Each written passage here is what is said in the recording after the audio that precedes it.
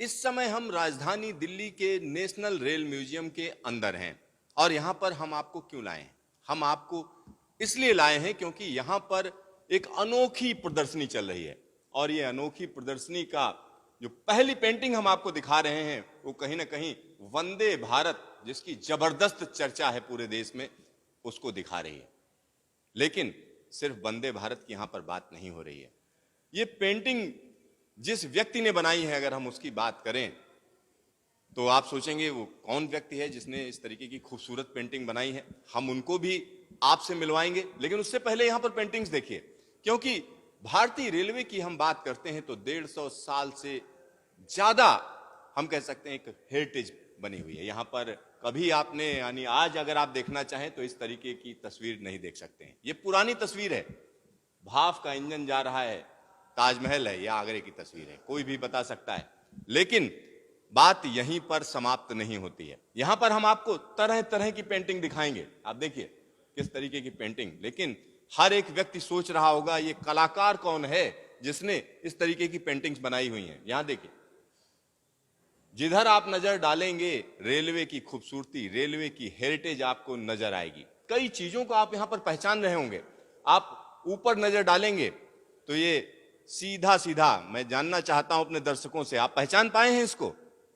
ये चेनाब ब्रिज है जो लगातार खबर में रह रहा है, जल्दी ही पूरा होने जा रहा है।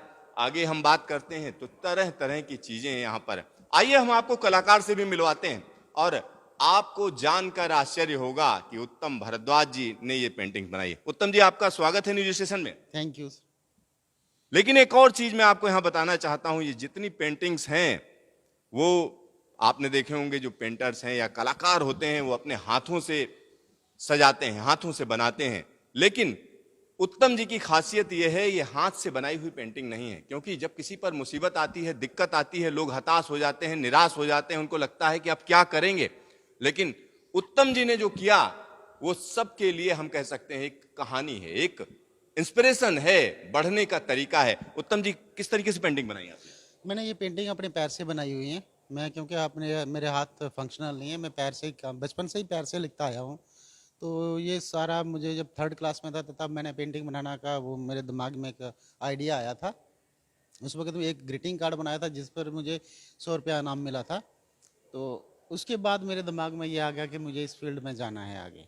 अच्छा, जब लोग देखते हैं कि उत्तम जी पैर से बना रहे हैं पेंटिंग, तो उनका क्या रिएक्शन रहता है? ये स्टार्टिंग में ये रिएक्शन रहता था कि नहीं जी, ये हो सकता है ये सिर्फ बना नहीं पाता होगा, सिर्फ अपना नाम आगे कर रहा है। बट जब मेरी लोगों ने वर्कशॉप देखी, जब मेरा सोशल मीडिया पे वीडियोस देखे, जब लोगों के सामने मैंने पेंटिंग की, मेरे टीवी शोज हुए, उसके बाद लोगों को ये पता चल गया कि मैं खुद बनाता हूँ, मेरी पेंटिंग इसके तरीके से है। मैं आज तक तकरीबन 29 कंट्रीज में पेंटिंग अपनी सेल कर चुका हूँ।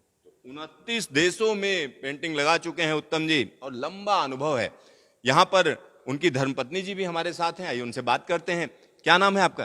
कांता भारद्वाज। तो उत्तम जी जो काम कर रहे हैं, किस तरीके का सपोर्ट रहता है आपका? मेरा सपोर्ट रहता है चाय बनाने में। चाय बहुत पीते हैं। और क्या करते हैं? बस पेंटिंग करते रहते हैं।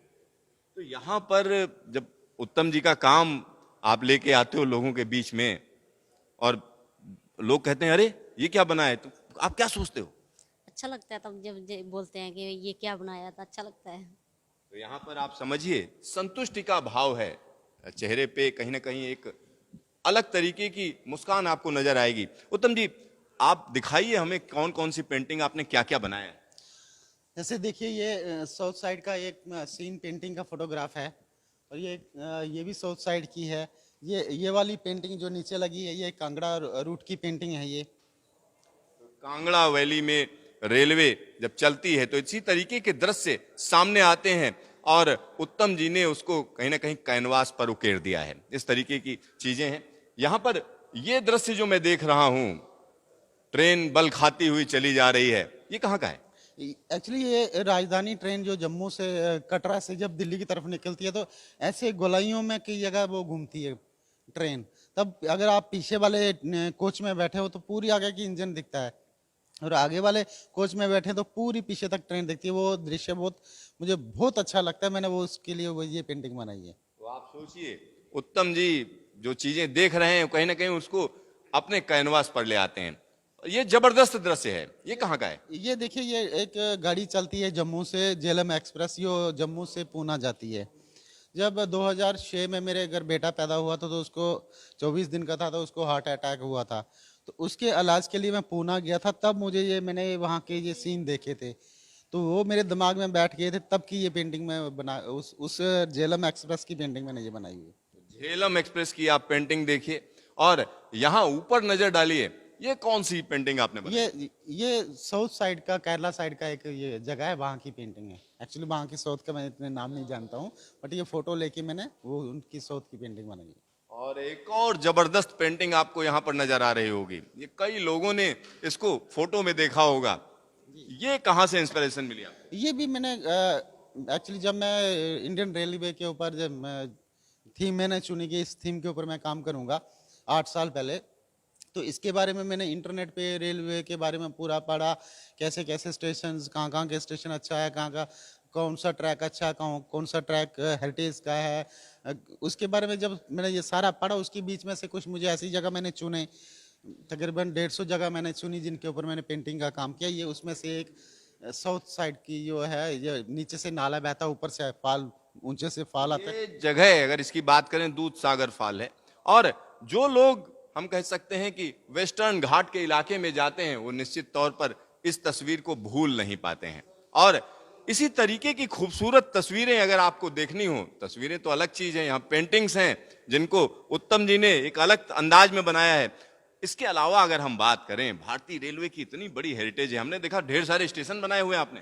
हाँ देखिए, जो भी स्टेशन मुझे अच्छा लगता है, जो खूबसूरत है, काफी पुराने पुराने स्टेशन, और इतने अच्छे स्टेशन की इतनी अच्छी बिल्डिंग्स हैं वो, और जिसने भी आर्किटेक्ट ने उनको डिजाइन किया इतने ठंडे से तरीके से, जबकि उस जमाने में वो इतना कंप्यूटर का सिस्टम नहीं हुआ करता था, 3D का नहीं हुआ करता, तब उस वक्त हिंदुस्तान में इतनी ज्यादा अच्छी टेक्नोलॉजी थी, तो उसको देख के मैं बहुत प्रभावित हुआ, तो उनको मैंने पेंट किया है। तो यहाँ पर स्टेशन भी दिखेंगे, ये देखिए, ये स्टेशन आप देखकर पहचान सकते हैं, हालांकि नाम लिखा हुआ है काचीगुड़ा है, ये दक्षिण भारत का स्टेशन है। और इसी तरीके की तमाम और पेंटिंग्स हैं जिनको हम आपको दिखाएंगे। यहाँ पर यह दृश्य बिल्कुल अलग लग रहा है, ये किस जगह का है, कहाँ की आपने बनाया? साउथ साइड का है। तो यहाँ पर आप देखिए, ये दक्षिण भारत का कोई स्टेशन बनाया गया है, और कहीं ना कहीं रेलवे से जो जुड़ाव रहता है लोगों को, वो यहाँ पर नजर आ रहा है। और ये जगह, ये देखिए, ये आर्टिस्ट की अपनी इमेजिनेशन है, और जिस जगह पर है, क्या कहेंगे कहाँ की है? ये निजामुद्दीन का सबसे पुराना जो स्टेशन हुआ करता था दिल्ली में। ये ब्लैक एंड व्हाइट फोटो मैंने देखा था, उसको मैंने कलर्ड में कन्वर्ट कर दिया, पेंट कर दिया। तो ये निजामुद्दीन स्टेशन का एक पुरानी तस्वीर है जिसको हम कह सकते हैं पेंटिंग में तब्दील किया गया है। सामने ही आप देखिए लखनऊ का चारबाग स्टेशन आप देख सकते हैं। चारबाग की खूबसूरती देखते ही बनती है, और इसको कहीं ना कहीं कैनवास पे उतारा गया है। उत्तम जी, यहाँ पर जब किसी से मैं ये कहूं, या किसी से आप कहते होंगे कि ये पेंटिंग हाथ से नहीं पैर से बनाई है, क्या रिएक्शन रहता है? नहीं, काफी लोगों को मैं, जैसे मैं बताता हूँ कि मैंने पैर से पेंटिंग बनाते, वो यकीन नहीं करते, विश्वास नहीं करते हैं। फिर जब वो मेरा वीडियोस देखते हैं, मुझे काम करते हुए देखते हैं, तब वो विश्वास करते हैं। ऐसा मेरे साथ मैक्सिमम होता है कि लोग विश्वास कम करते हैं।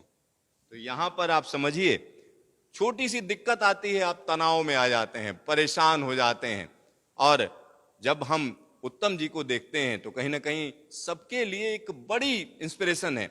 यहाँ बहुत से लोग हैं, हम कह सकते हैं, जिनको ये नहीं मालूम कि आप दिव्यांगों के लिए भी जबरदस्त काम कर रहे हैं। बताएंगे क्या काम कर रहे हैं? हाँ देखिए, मैं 2015-16 में रतन टाटा जी से मिला था, अपनी पेंटिंग लेके गया हुआ था बॉम्बे में, वहाँ पे उनके घर पे मिला, तो उन्होंने बोला, उत्तम बेटा, जब आपके अंदर जो कला है, जिस कला को लेके आप चल रहे हो आगे, ये हर इंसान एक दिन आता है दुनिया में तो चला जाता है, ये आपके साथ मत ना जाए, ये इसको इसी धरती पे, इसी देश में छोड़ के जाना है। तब से हमने ये एक फाउंडेशन स्टार्ट की, JD foot and mouth art foundation, जिसमें अब तक हमने 370 बच्चों को अडॉप्ट किया हुआ है। वो सारी के सारे बच्चे जो दिव्यांग हैं, जिनके हाथ काम नहीं करते हैं, कुछ बच्चों की टांगे नहीं है, वो चल नहीं पाते हैं, हम उनको सिर्फ ये नहीं कि चेयर दे दी किसी को, या किसी को ब्लैक बोर्ड दे दिया, या किसी को बुक्स दे दी हमने। जब हम अडाप्ट करते हैं तो पूरे तरीके से अडाप्ट कर लेते हैं। उनकी स्कूल की फीस, उनकी यूनिफॉर्म्स, उनकी बुक्स, उनके जूते, उनकी ट्यूशन फीस, सब ये हम प्रोवाइड करते हैं। तो आप समझिए, बहुत से लोगों के पास सब कुछ होता है लेकिन दिल बड़ा नहीं होता है। यहां पर उत्तम जी को देखिए, खुद तो काम कर ही रहे हैं, दूसरे लोग जो इस दिक्कत से जूझ रहे हैं उनके लिए भी रास्ता बना रहे हैं। और यहां पर एफएम आर्ट्स फाउंडेशन विकलांगों द्वारा विकलांगों के लिए, हालांकि विकलांग को अब सरकार दिव्यांग कह रही है, लेकिन दिव्यांग कहने से कोई फर्क नहीं पड़ता है। आप उनके लिए कर क्या रहे हो? क्योंकि अगर यहां पर रेल म्यूजियम के अंदर ये जबरदस्त पेंटिंग प्रदर्शनी लगी हुई है तो यहां पर आइए और उत्तम जी को कहीं ना कहीं आप उत्साहवर्धन कीजिए, इनकी पेंटिंग्स खरीदे। तो ये पेंटिंग्स सेल के लिए भी हैं? हाँ, ये पेंटिंग हम सेल के लिए भी है। और इसमें एक बात मैं आपको और भी बताता हूँ। जैसे हमारी फाउंडेशन है JD foot and mouth art foundation, हमारी फाउंडेशन जो है ये डोनेशन एक्सेप्ट ही नहीं करती। हम किसी से डोनेशन लेते ही नहीं है कि अगर हम डोनेशन लेंगे तो सामने वाला सोचेगा शायद ये विकलांग है तो ये पैसा कमाने का एक जरिया है इसका। हम कहते हैं हमें काम दो, हम कमा के फिर लोगों को डोनेट करेंगे। हम डोनेशन लेना पसंद ही नहीं करते। आज तक मैंने अपने 15 साल की लाइफ में जब मैंने ट्रेन में ट्रैवल किया, आज तक एक भी बार मैंने कंसेशन वाली टिकट नहीं ली है। वाह! आप सोचिए, जो लोग डोनेशन की बात करते हैं उनके लिए भी हम कह सकते हैं कहीं ना कहीं ये एक सबक है। उत्तम जी, कुछ और चीजें हम जानना चाह रहे हैं कि जैसे जब आपकी जो रोज की जो लाइफ होती है उसमें किस तरीके के सपोर्ट रहता है परिवार का, और परिवार के लोग कैसे आपको सपोर्ट करते हैं? नहीं, परिवार का मुझे पूरा सपोर्ट रहता है। अगर परिवार का सपोर्ट नहीं रहता तो मैं काम नहीं कर पाता। जैसे मैं रात को 9 बजे से लेके सुबह 4 बजे तक 5 बजे तक पेंटिंग का काम करता हूँ। तो मेरी वाइफ है साथ में, ये तो मुझे पूरी रात में चाय पीता हूँ। मुझे चाय की जबरदस्त लत लग चुकी है। मुझे हर आधे घंटे घंटे के बाद मुझे चाय, स्ट्रांग वाली चाय चाहिए होती है। तो ये चाय बना के देते हैं। जब तक 12 साढ़े 12 बजे तक ये जागे होते हैं तो चाय बना के देते हैं। उसके बाद ये मेरे पास केटल ला के रख देते हैं जिसमें भर के सुबह तक मैं चाय पीता रहता हूँ और काम करता रहता हूँ। तो समझिए, आप बताइए, चाय पिलाते रहते हैं, कभी आपने नहीं सोचा हम पेंटिंग बनाएं? नहीं, कभी नहीं सोचा। तो लगता नहीं है कि आपको भी बनाना चाहिए? नहीं, मेरे को यही लगता है कि ये कर रहे हैं तो मैं बस इनकी हेल्प करती रहती हूँ, चाय बना के दे रही हूँ, बस यही है। वो बच्चों के साथ फिर थोड़ा हो जाता है। तो आप समझिए, कहीं ना कहीं परिवार का बड़ा सहयोग होता है। और सबसे बड़ी बात यह है कि उत्तम जी ने जो एक रास्ता बनाया है वो कई लोगों के लिए रास्ता बन रहा है, क्योंकि सिर्फ अपनी बात ये नहीं कर रहे हैं, ये तमाम उन लोगों की भी बात कर रहे हैं जो इस तरीके की परेशानी से जूझ रहे हैं, दिक्कतों से जूझ रहे हैं, उनको कहीं ना कहीं एक रास्ता भी दे रहे हैं। और यहाँ पर एक बड़ी फेमस फोटो आपने कई बार देखी होगी, महात्मा गांधी की अगर हम बात करें तो महात्मा गांधी ने पूरे देश में ट्रेवल किया और वो भी रेलवे के जरिए। और महात्मा गांधी की जो सबसे बड़ी खासियत थी वो आम आदमी से सीधा जुड़ाव। और सीधा जुड़ाव कैसे पैदा हुआ? सीधा जुड़ाव रेलवे की जर्नी से ही पैदा हुआ। तो यहां पर वो सारी चीजें जो अगर आप देखना चाहते हैं तो यहां आइए नेशनल रेल म्यूजियम में, और उत्तम जी की जो जबरदस्त प्रदर्शनी है उसको आप देखिए और उसको सराहिए, साथ ही साथ उसको बढ़ावा भी दीजिए। कैमरामैन हेमंत के साथ सिद्धार्थ, न्यूज स्टेशन, दिल्ली।